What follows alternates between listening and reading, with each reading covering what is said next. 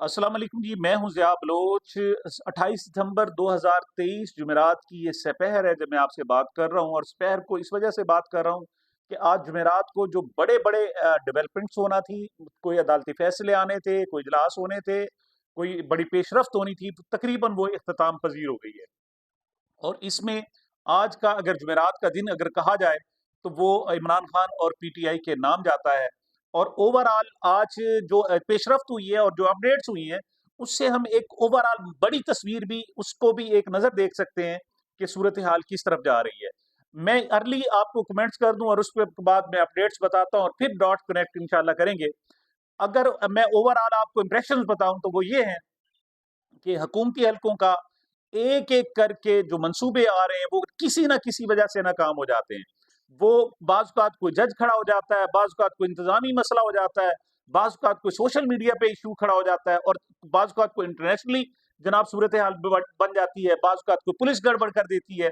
मतलब एक-एक करके जो उनका टाइम फ्रेम है और उन्होंने इलेक्शन कराने हैं, वो बाउंड हैं। इलेक्शन कराने के सिवा कोई चारा नहीं है।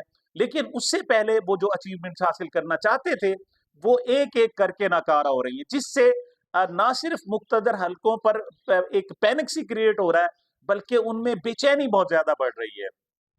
दूसरी तरफ एक प्रोजेक्ट जनाब नवाज़ शरीफ साहब था, उसको उनको लाया गया लंदन से और वो पाकिस्तान पहुँचे 4 साल के इंतज़ार और फिर 4 महीनों की भरपूर तैयारियों के बाद।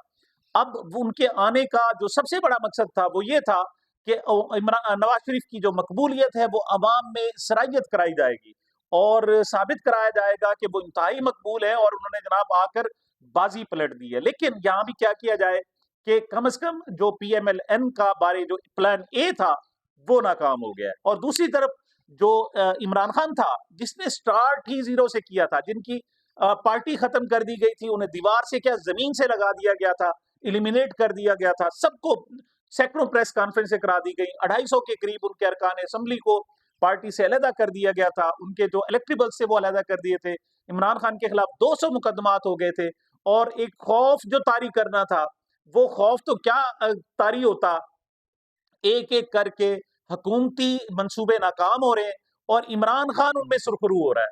और अब सूरत-ए-हाल ये है कि टोटल ओवरऑल हालात कंट्रोल से बाहर हो गए हैं। ऐसे में खदशात पैदा हो गए हैं कि शायद इलेक्शन भी हो सके या ना हो सके। सबसे पहले तो मैं आज की डेवलपमेंट्स के हवाले से बताता हूँ। साइफर केस वो कहते हैं जी रोशनी की रफ्तार से आगे बढ़ाया जा रहा था। टाइम फ्रेम ये था कि सिर्फ 4 हफ्तों के अंदर ये फैसला करना था।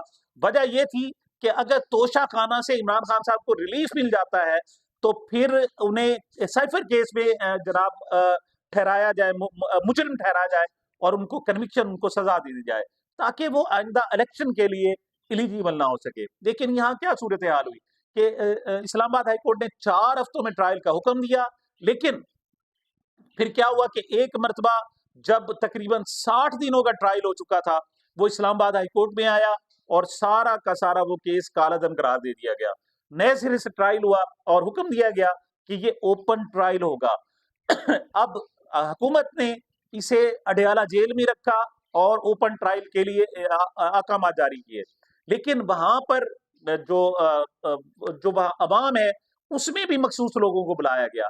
जो जर्नलिस्ट हैं, उसमें भी खास लोग बुलाए गए, और सिर्फ हशमत अली अब्बासी सिर्फ एक मर्तबा गया और उसने बाहर आकर जो अहवाल बताया, उसके बाद फिर चरागों में रोशनी न रही।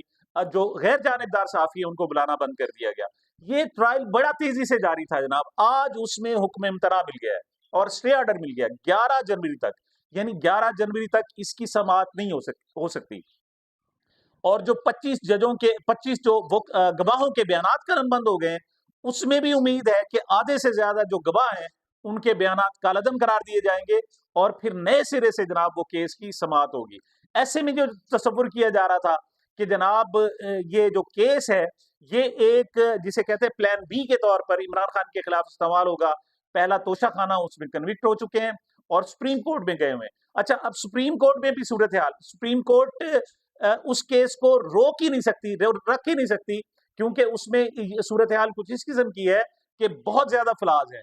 उसमें जज हुमायूं दिलावर साहब ने एक-एक दिन में 5 मर्तबा समाअत करके इस केस को मतलब ऐसे जान छुड़ाई है और उसको जनाब ज़बरदस्ती इमरान खान के गले में डाला गया है। वहाँ आज समाअत होना थी, तो आज जनाब वहाँ पूरी की पूरी सुप्रीम कोर्ट के तमाम जो केसेस थे, वो डीलिस्ट कर दिए गए। उसकी क्या वजूहात है, वो एक अलहदा एक कहानी है। लेकिन आज जो इस्लामाबाद हाई कोर्ट से रिलीफ मिला है, उसमें चीफ जस्टिस साहब के पास ये केस नहीं था और ये जस्टिस मियां गुल हसन औरंगजेब साहब के पास केस था। इस केस में जनाब 11 जनवरी तक स्टे ऑर्डर मिल गया। अब अगर एक ही इमरान खान के रास्ते की एक ही रुकावट है और वो है तोशाखाना केस, जिसकी समाअत अब जनवरी में होनी है। लेकिन अगर उसमें इमरान खान को जैसे नजर आ रहा है कि हर सूरत अगर वो केस सेट असाइड हो जाता है, उसमें जो उनकी सजा है वो काल अदम करार दे दी जाती है और फैसला ही काल अदम करार दे दिया जाता है, तो फिर इमरान खान को इलेक्शन लड़ने से कोई नहीं रोक सकेगा।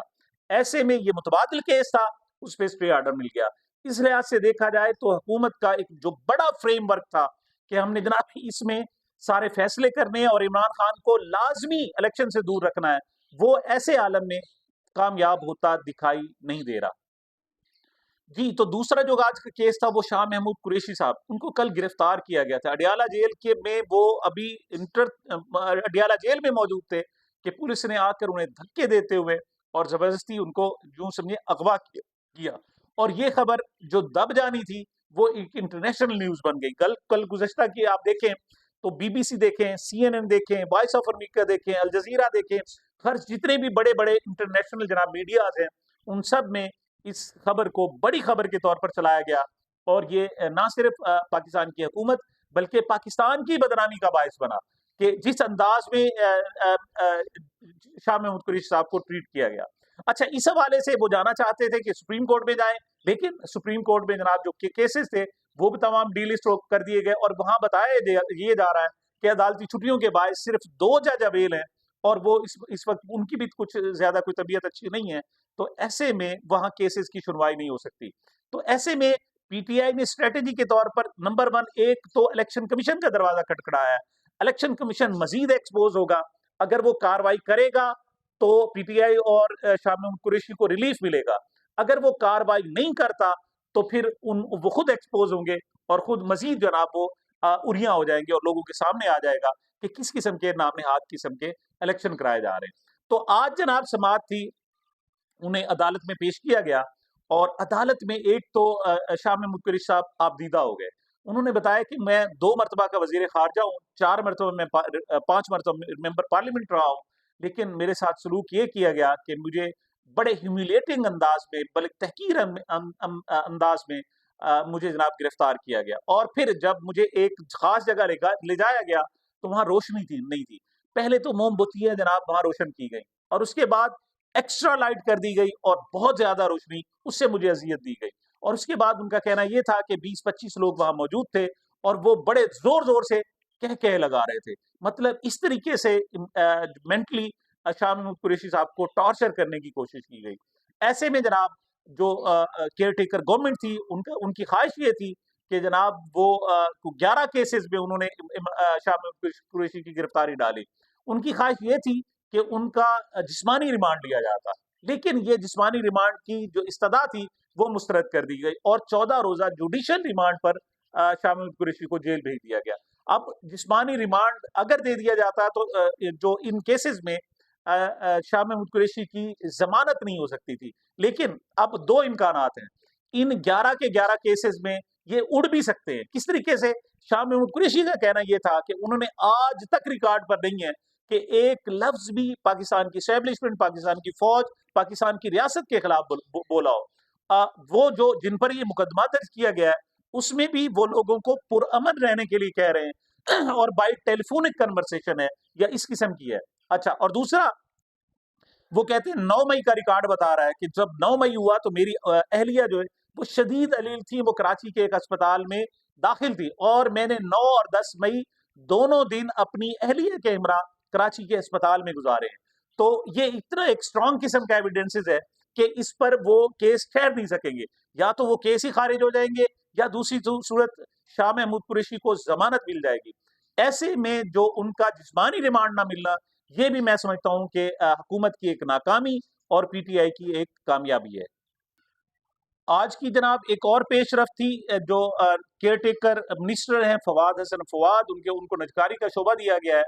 अहद चीमा और फवाद हसन फवाद, ये दोनों के दोनों जो प्रीवियस पीडीएम गवर्नमेंट थी, नून लीग की हुकूमत थी, उसमें भी वजीर थे, और अब ये जब केयरटेकर गवर्नमेंट आई है तो इसमें भी वो वजीर है।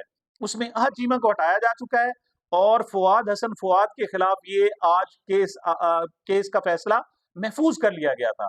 आज इलेक्शन कमीशन ने वो इस्तदा खारिज कर दी और फवाद हसन फवाद की बतौर केयर टेकर मिनिस्टर यहाँ मौजूदगी को जायज करार दिया है और उन्हें बरकरार रखने का हुक्म दिया गया है। इस हवाले से भी आगे पेशरफ्त होगी, लेकिन ये केस भी हुकूमत की बदनामी का बायस बना हुआ है। दूसरी तरफ जनाब पीएमएलएन, वो उनकी सूरत हाल देखें कि 21 अक्टूबर का एक बड़ा जलसा किया मीनार पाकिस्तान पर, उसके बाद कोई एक आध दो मीटिंग्स की और उसके बाद वो तकरीबन ठुस होकर रह गए। उन लोगों का और जो उनको लाने वालों का जो ख्याल था कि उनकी जो अराइवल होगी और उनकी जनाब आमद होगी वो बड़ी शानदार होगी और खिड़की तोड़ जनाब बिजनेस किया जाएगा, वो इस वक्त तक नाकाम दिखाई देती है। और इस वक्त सूरत हाल ये है कि दोनों भाई और उनकी बेटा और बेटी वो मॉडल टाउन में अपने घर से निकलते हैं, जाती उम्रा से अपने घर से निकलते हैं और मॉडल टाउन में अपने दफ्तर में आ जाते हैं। वहां से कोई बयान जारी किए जाते हैं और शाम को फिर वो वापस घर चले जाते हैं। तो उस हवाले से जो कहा जा रहा था कि जनाब उनकी एमक्यूएम से सीट एडजस्टमेंट हो रही है, आईपीपी के साथ उनका जनाब इत्तेहाद हो रहा है या दीगर जमातों से, वो भी नाकाम दिखाई देता है। ऐसे में जो इस्टेब्लिशमेंट है वो मियां नवाज शरीफ साहब से राजी नजर नहीं आती और मियां नवाज शरीफ साहब को खुद भी नजर नहीं आता कि आखिर वो कौन सा कारनामा सर अंजाम दें कि सारी सूरत हाल पर कंट्रोल कर लें। बहरहाल आज जुमेरात का दिन जो है वो जो मुस्लिम लीग नून है उनके लिए जुमे का दिन साबित हुआ है, क्योंकि जुमा का दिन आमतौर पर मुस्लिम लीग नून के लिए दुरुस्त साबित नहीं होता, उनके खिलाफ फैसले आते हैं। और आज का जो साइफर का केस का फैसला है, इसने तो जो इलेक्शन प्लान था मैनिपुलेशन का, उसमें जनाब एक बड़ी कील ठोक दी है। अब इस सारी सूरत हाल को मैनेज करना तकरीबन बहुत नामुमकिन नहीं तो बहुत मुश्किल जरूर होगा। अब देखते हैं कि सूरत हाल किस तरह बनती है। बहरहाल मैं आज के दिन को इमरान खान की एक कामयाबी, मुस्लिम लीग नून, शहबाज शरीफ, नवाज शरीफ साहब की एक नाकामी और जो एक मुक्तदर हल्के हैं उनकी आज बेबसी का दिन मैं उसे करार दूंगा। और देखते हैं आइंदा क्या पेशरफ्त होती है। मुझे मेरे चैनल को अपनी मोहब्बतों और दुआ में याद रखिएगा। मिलते हैं छोटे से वक्फे के बाद।